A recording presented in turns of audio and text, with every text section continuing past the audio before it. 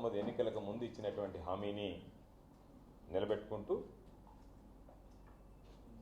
ఐదోసారి మూడో విడత రైతు భరోసాని నిన్నటి రోజున రైతుల ఖాతాల్లో జమ చేయడం జరిగింది. ముఖ్యమంత్రి గారు చెప్పినటువంటి మాట 2019 ఎన్నికల్లో 12,500 చొప్పున 4 విడతల్లో 50,000 రూపాయలు రైతాంగానికి అందిస్తాను వైఎస్ఆర్ రైతు భరోసా కింద అని చెప్పి వాగ్దానం చేసి చెప్పిన దానికన్నా మిన్నగా 12,500ని 13,500కి పెంచి 4 విడతల్ని 5 విడతలకు పొడిగించి 67,500 రూపాయలు అక్షరాల 67,500 రూపాయలు రైతుల ఖాతాలో జమ చేయడం జరిగింది. ఈ 5 సంవత్సరాల్లో వైఎస్ఆర్ రైతు భరోసా పీఎం కిసాన్ కింద 34,288 కోట్ల రూపాయలు రైతులకు సంబంధించినటువంటి ఆర్థిక సహాయం ఆంధ్ర రాష్ట్రంలో అందించడం జరిగిందనేటువంటి విషయాన్ని ఈ సందర్భంగా తెలియజేస్తున్నా. ఇది ఒక చారిత్రాత్మకమైనటువంటి నేపథ్యం.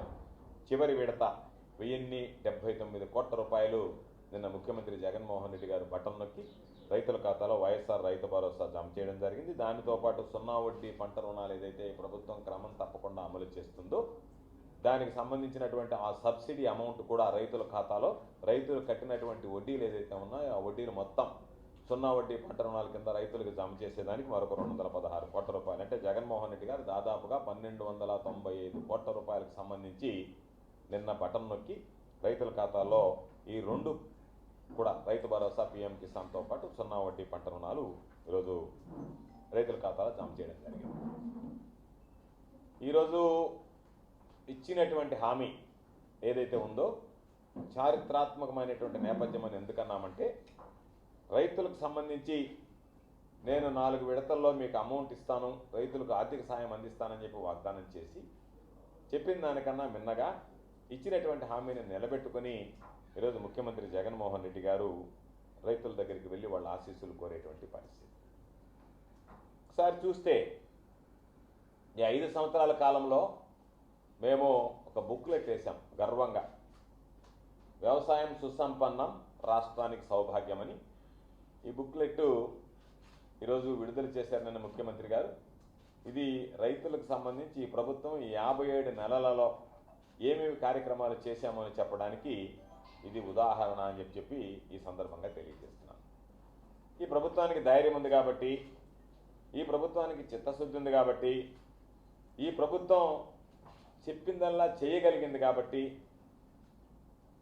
చెయ్యగలిగిందే చెప్పాం కాబట్టి ఈరోజు ఈ ప్రభుత్వం ధైర్యంగా ఇదిగో ఈ 57 నెలల పరిపాలనలో రైతాంగానికి అందించినటువంటి సేవలు ఇవి అని చెప్పి ఈరోజు దానికి సంబంధించినటువంటి మొత్తం అన్ని వివరాలతో ఈ ప్రభుత్వం తీసుకున్నటువంటి సంస్కరణలు కానీ, ఈ ప్రభుత్వం వల్ల జరిగినటువంటి లబ్ధి కానీ, ఈ 57 నెలల్లో అనేక కార్యక్రమాల ద్వారా ఈరోజు ఉచిత పంటల బీమా ఏ విధంగా ప్రారంభమైంది, గతంలో లేదు ఉచిత పంటల బీమా అనేటువంటిది, ఈ ప్రభుత్వం వచ్చిన తర్వాతనే ఈ ఉచిత పంటల బీమా అనేటువంటిది ఈరోజు మొట్టమొదటిసారిగా తీసుకొచ్చాం. రైతు అనేటువంటి వాడు ప్రీమియం చెల్లించకుండా రైతు ప్రీమియం కూడా ప్రభుత్వమే చెల్లించేటువంటి ఒక నూతన విధానాన్ని ఈ దేశంలోనే పరిచయం చేశాం. ఇది వైఎస్ఆర్ ఉచిత పంటల బీమా అనేటువంటిది చంద్రబాబు నాయుడు హయాంలో కానీ 2019 ఎన్నికలకు ముందు కానీ లేనటువంటి కార్యక్రమం జగన్మోహన్ రెడ్డి గారు ప్రవేశపెట్టినటువంటి కార్యక్రమం.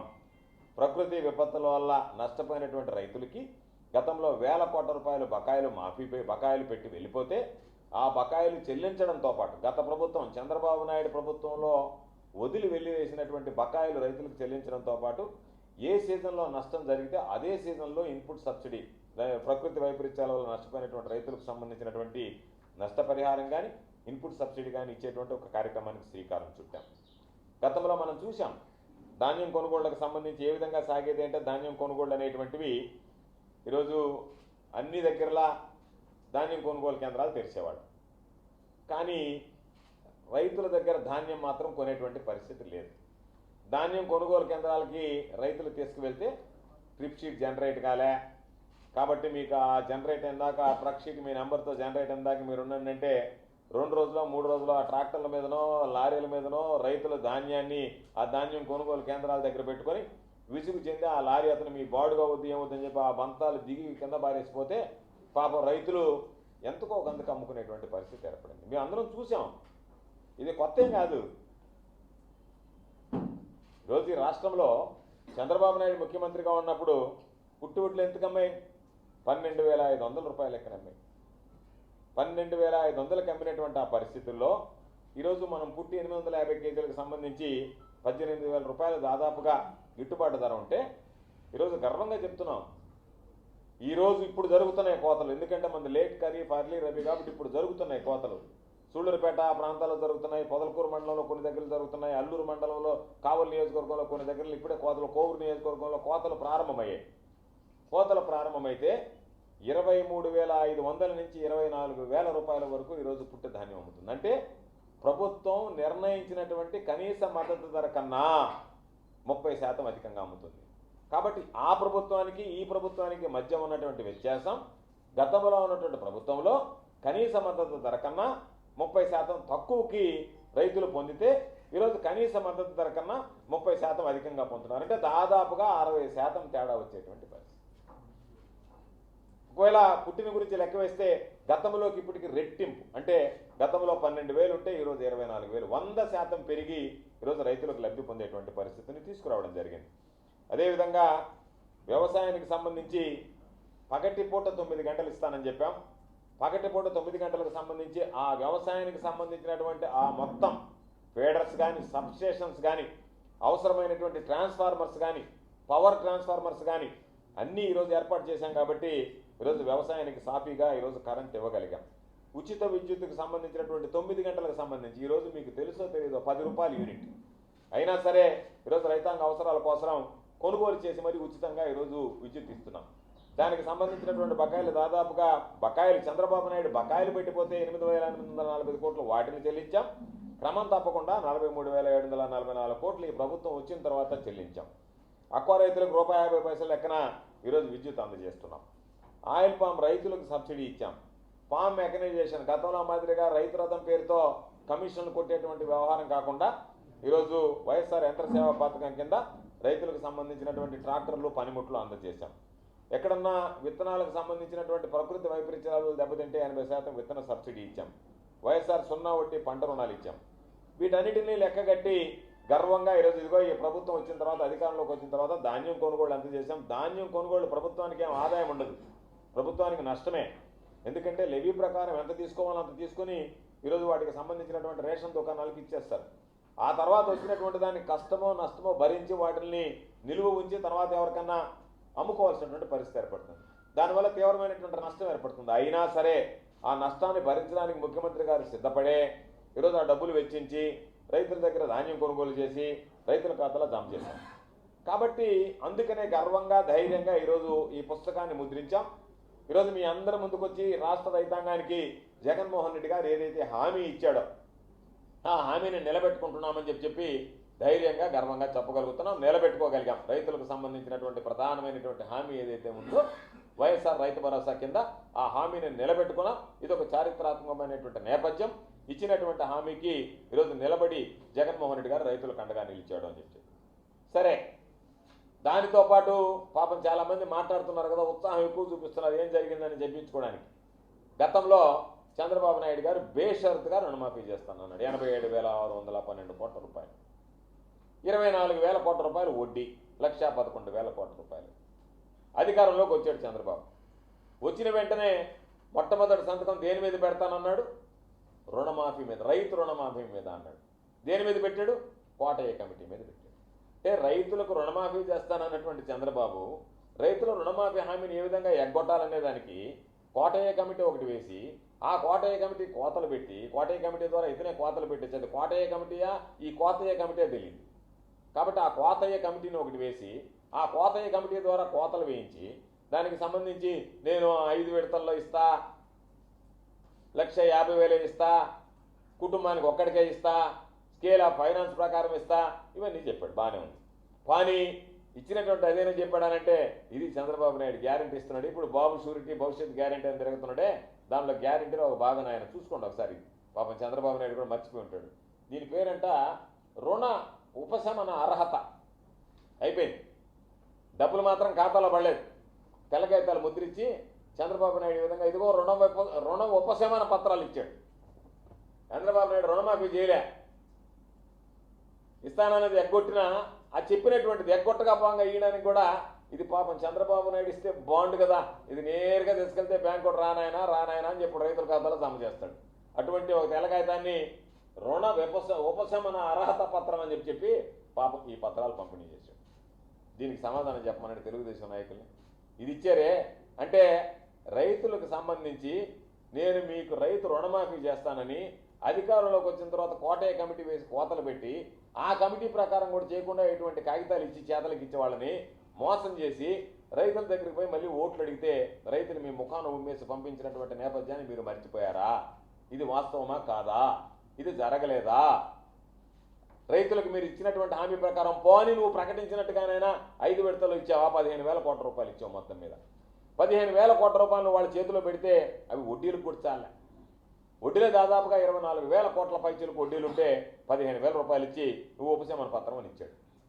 అదేమంటే వ్యవసాయం మా హయాంలో తిరుగులేదు. దరిద్రుడా ఎట మాట్లాడుతావు అన్నమాట. ఆ దరిద్ర పాదం మోపినప్పుడల్లా కరువు కాటకాలతో ఈ రాష్ట్రం అల్లాడింది కదా. ఎక్కడన్నా వర్షాలు పడ్డాయా? పాపం రైతులు వర్షాలు లేక విలవల్లాడారు. రైతులకు జరిగినటువంటి ప్రకృతి పరంగా జరిగిన నష్టం కన్నా నీ విధానాలు మరింత నష్టపరిచాయి కదా. అదేమంటే రెయిన్ గన్న ఎత్తుకుపోయి అనంతపూర్లో రెయిన్ గన్న ఒకరోజు తిప్పి నేను కరువును జయించానండి, తుఫాను అణిచివేశానండి. ఈ దరిద్రపు మాటలు మాట్లాడకుండా దరిద్ర పాదంతో తిరగడం తప్ప చంద్రబాబు ఎక్కడన్నా చంద్రబాబు నాయుడు విధానాల వల్ల కానీ చంద్రబాబు నాయుడు హయాంలో కానీ రైతులు ఉన్నా బాగుపడ్డారా?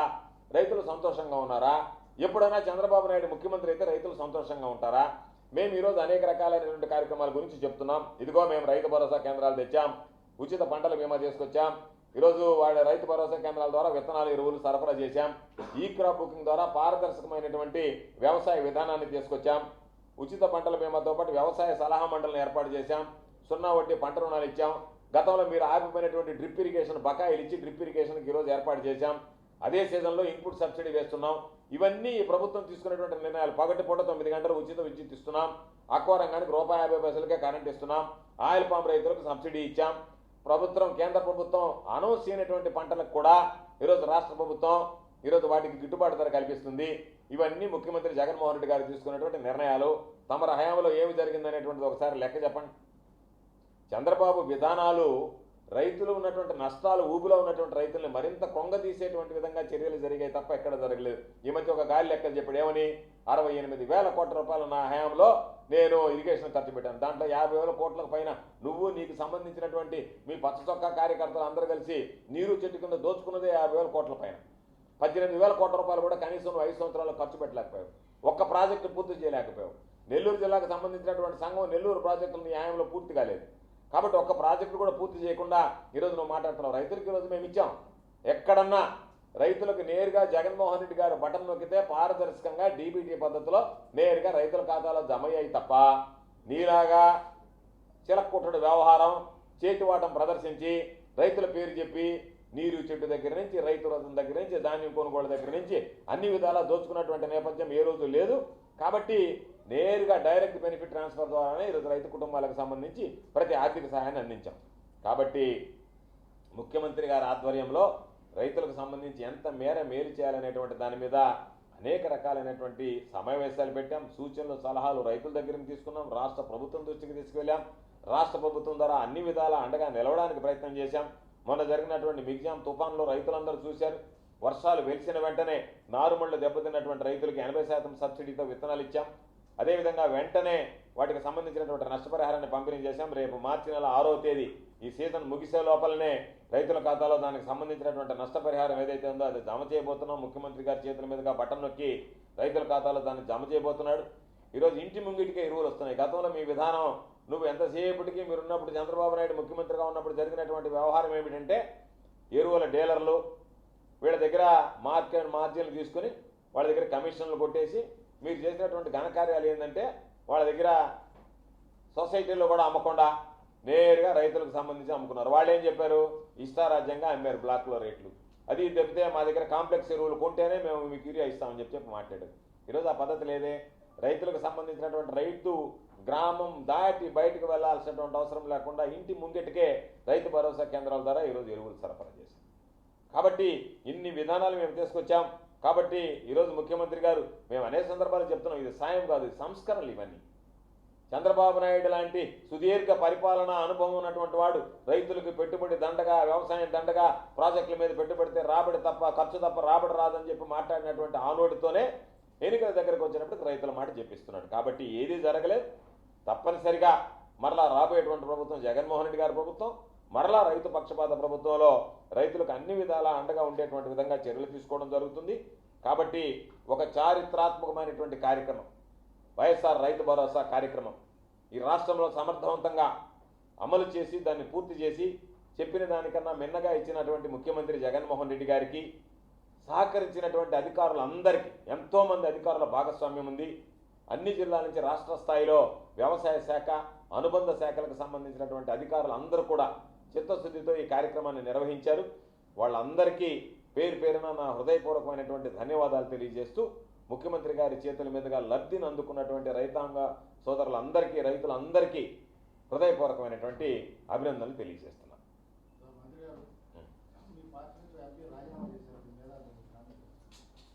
రాజీనామా చేయడం అనేటువంటిది దాని గురించి కామెంట్ ఏముంది, సాధ్యమే కదా. పార్టీలో ఇష్టం లేని వాళ్ళు, పార్టీ అంటే పార్టీలో ఉండేటువంటి ఎమడలేనటువంటి వాళ్ళు రాజీనామాలు చేసి వెళ్ళిపోతుంటారు. దాని గురించి పెద్ద ప్రత్యేకత ఏముంది. ఎంపీ క్యాండిడేట్ ఎన్నికల లోపల ఫైనల్ అవుతాడు కదా, ఎంపీ వదిలిపెట్టరు కదా. ఎంపీ కూడా ఒకటి అభ్యర్థి పోటీ చేస్తారు కదా. ఏ పార్టీ అయినా వదిలిపెట్టదు, ఏ పార్టీ అయినా పోటీ చేస్తుంది. జగన్మోహన్ రెడ్డి జగన్ నాలుగో భార్య పవన్ కళ్యాణ్ కామెంట్ చేశారు. జగన్ నాలుగో భార్య కామెంట్ చేశారు పవన్ కళ్యాణ్. ఇప్పుడు ఆయన ఇంతవరకు దాకా పిచ్చోడు, ఉన్మాదపోడు అనుకున్నాం. ఇప్పుడు దానికి దాటి మాట్లాడుతున్నాడని అర్థం. పిచ్చి, ఉన్మాదం దాటినటువంటి వాడు. ఎందుకంటే జనం ఎప్పుడైతే రాలేదో పాపం అది ఫ్రస్ట్రేషన్లోకి వెళ్ళిపోయాడు. ఏం మాట్లాడాలో కూడా అర్థం కాలే. అర్థం కాకుండా పిచ్చి పిచ్చిగా, ఎచ్చి పిచ్చిగా, ఒక స్థాయికి తగ్గట్టుగా ప్రవర్తించకుండా, అంటే నిన్న ఒక సందేశం ఇచ్చి వెళ్ళాడు. నేను పిచ్చోడిని, నాకు మీరు ఓట్లు ఇవ్వకండి, నన్ను నమ్మి మీరు నడవబాకండి అని చెప్పి. అది దాని సందేశం. ఆయన మాటల యొక్క అర్థం ఏంటంటే, నేను నాయకుడిని కాదు, నేను పిచ్చోడిని, కాబట్టి ఇటువంటి పిచ్చోడిని నమ్మి మీరు ఎవరైనా ఓట్లు వేస్తారో వేయబాకండి అనేటువంటి ఆ సందేశాన్ని ఇవ్వడానికి వచ్చినట్టుకున్నాడు చంద్రబాబు నాయుడు. పాపం ఆయన ఏదో ఓట్లు ఈయనకి ట్రాన్స్ఫర్ చేయిస్తాడని అక్కడ గోదావరి జిల్లాలో సమావేశం పెడితే, మీరు నన్ను నమ్మి ఇతను ఓట్లు వేయబడలేదు అనేటువంటి ఆ సందేశం ఇవ్వడానికి వచ్చినట్టుగా పిచ్చి పిచ్చిగా మాట్లాడిపోయాడు తప్ప, అతను మాట్లాడేటువంటి మాటలు, స్థాయి లేనటువంటి వ్యక్తులు మాట్లాడేటువంటి మాటలు అసలు పట్టించుకోవాల్సినటువంటి అవసరం లేదు. స్థాయే లేనటువంటి వాడి గురించి అసలు మనం మాట్లాడడం దండగా. చంద్రబాబు నాయుడు ఇప్పుడు ఏదో చెప్తున్నాడు, నేను వామనావతారం ఎత్తి నొక్కుతాను. వామనావతారం అని నువ్వు దొక్కేది, నేను చంద్రబాబు నాయుడు దొక్కి వదిలిపెట్టాడు. వామనావతారం ఎత్తి కింద కళ దొక్కిపరిచాడు, నిన్ను నొక్కాడు. నువ్వు ఆ వామనావతారం నువ్వు ఎత్తి, చంద్రబాబు నాయుడు వామనావతారం ఎత్తి నిన్ను కిందకు దొక్కితే పాతాళ లోకానికి, నువ్వు వామనావతారం ఎత్తి నీ కార్యకర్తల్ని నిన్ను నమ్ముకున్నటువంటి నాయకులు వాళ్ళని పాతాళానికి దొక్కిపెట్టావు. ఇది మీరు చేసినటువంటి పనులు. ఏంటంటే ఆయన వామనావతారం ఎత్తాడు, నువ్వు వామనావతారం ఎత్తాడు, ఆయన నిన్ను దొక్కాడు, నువ్వు కార్యకర్తల నాయకులను దొక్కాడు. ఇద్దరు వామనావతారాలు అది.